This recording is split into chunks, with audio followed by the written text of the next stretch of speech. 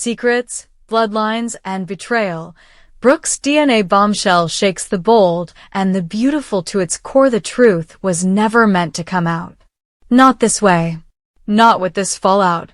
But in the world of the bold and the beautiful, truth has a habit of clawing its way to the surface, especially when it threatens everything the powerful families of Los Angeles have built.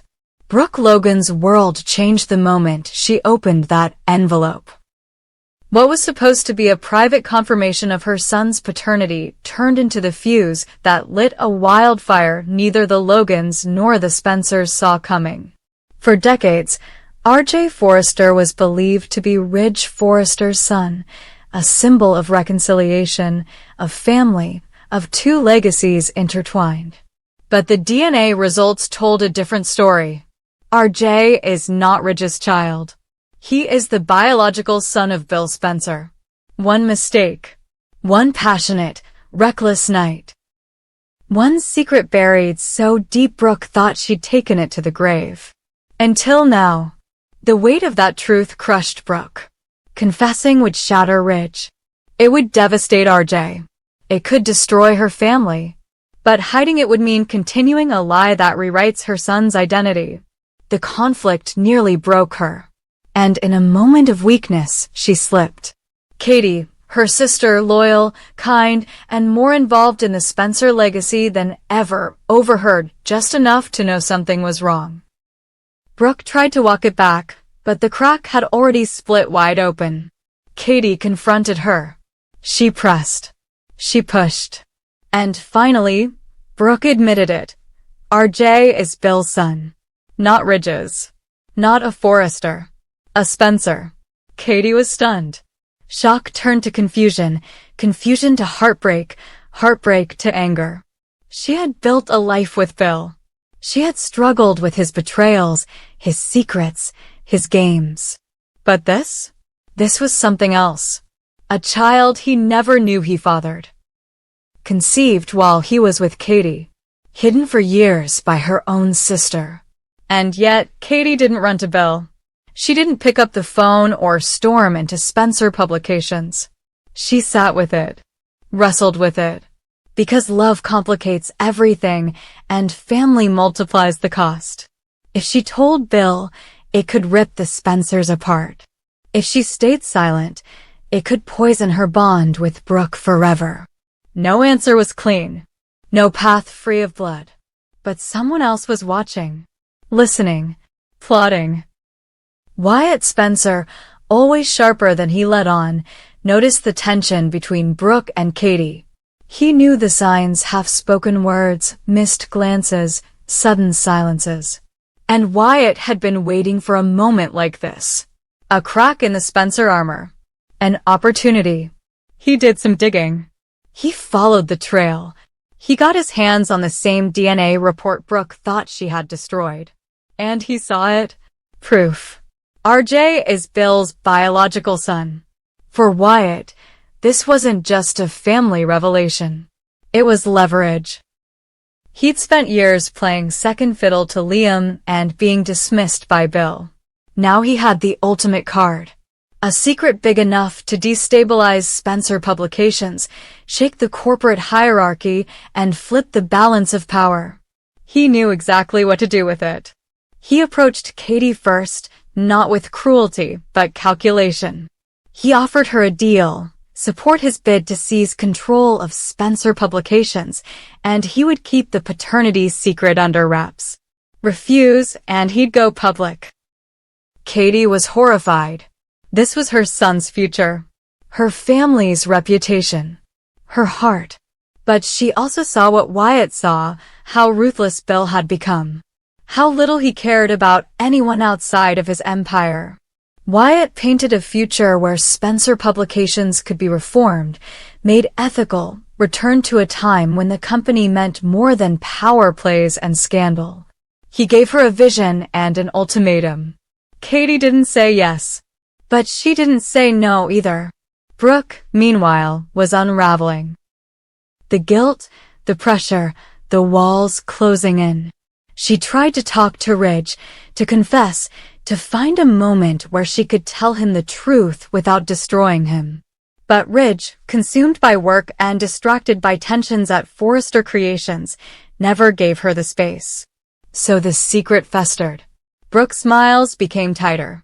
Her silences longer.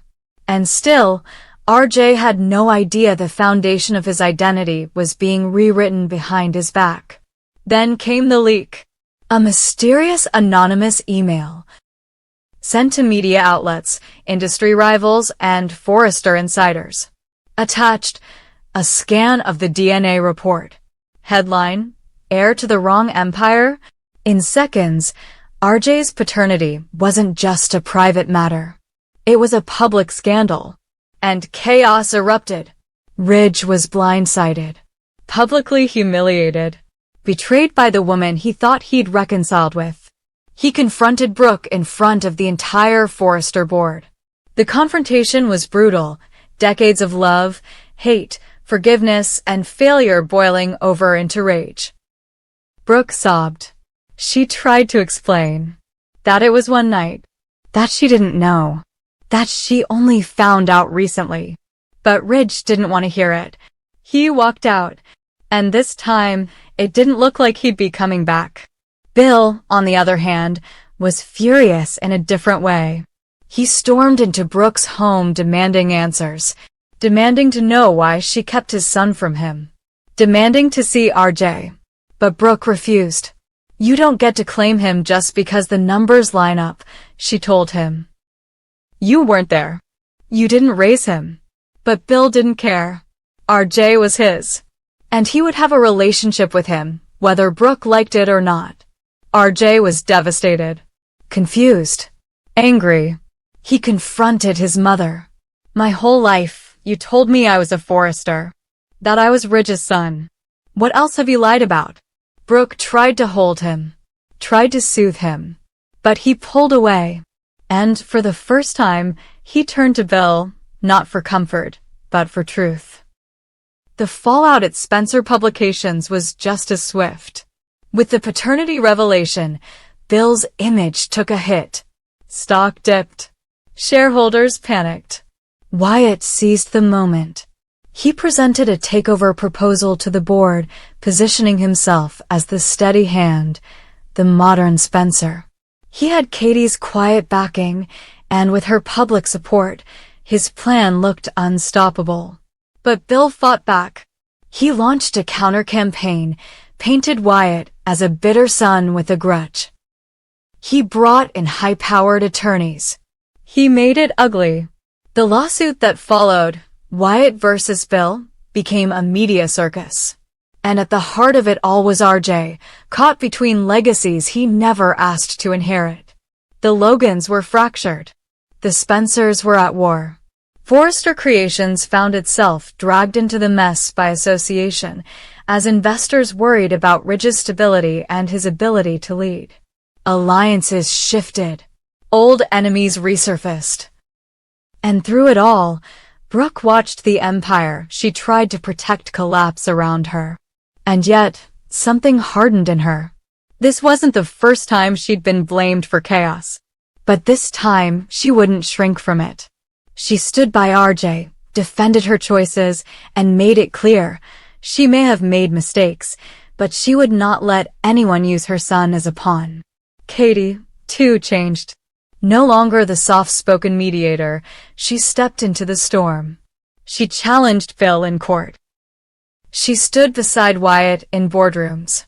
She even went toe-to-toe with Ridge, telling him that rage didn't absolve neglect. As the legal battles dragged on and the media frenzy continued, RJ began forging his own identity, not as a Forrester or a Spencer, but as himself. He launched a small fashion brand, distancing himself from both families. And in doing so, he began healing. But the question remains, can these families survive this betrayal? Can love recover after lies? Can blood truly bind when trust is shattered? Only time, and the next explosive chapter, will tell. In the bold and the beautiful, the past never stays buried. And secrets always come with a price. Is Ivy Forrester missing from the bold and the beautiful? What's really going on behind her mysterious disappearance ***? When it comes to the bold and the beautiful, few storylines raise eyebrows quite like the unexplained vanishing acts of key characters. But in recent months, no absence has drawn more attention than that of Ivy Forrester. Fans of the CBS daytime drama are all asking the same burning question: where is Ivy Forrester? Is she gone for good, or just lurking behind the scenes waiting for the right moment to strike? With no confirmed exit and zero screen time, the mystery has grown too loud to ignore. Let's break it down. Ivy Forrester, portrayed by the talented Ashley Brewer, hasn't appeared in any meaningful capacity on B/and since her last interaction with Liam Spencer. That moment, intimate and laced with romantic tension, was a kiss that seemed to promise the revival of something more. But then? Nothing. Silence. Vanished. And not in a dramatic car crash or off-screen scandal sort of way. She just disappeared from the canvas. And that's exactly what has fans in a frenzy. Ivy is still technically in Los Angeles, the show's fictional epicenter, but if you're not on screen, do you really exist in the world of soaps? Viewers know the answer. Ivy has been benched, sidelined, and essentially erased from the show's current story arcs. And yet, there's been no formal departure, no dramatic send-off, and no closure. Which only fuels the speculation. Has she truly been written out? Or is this the quiet before a narrative storm? Fans certainly haven't forgotten her. On social media, the absence of Ivy is a regular topic of frustration, disappointment, and wishful thinking.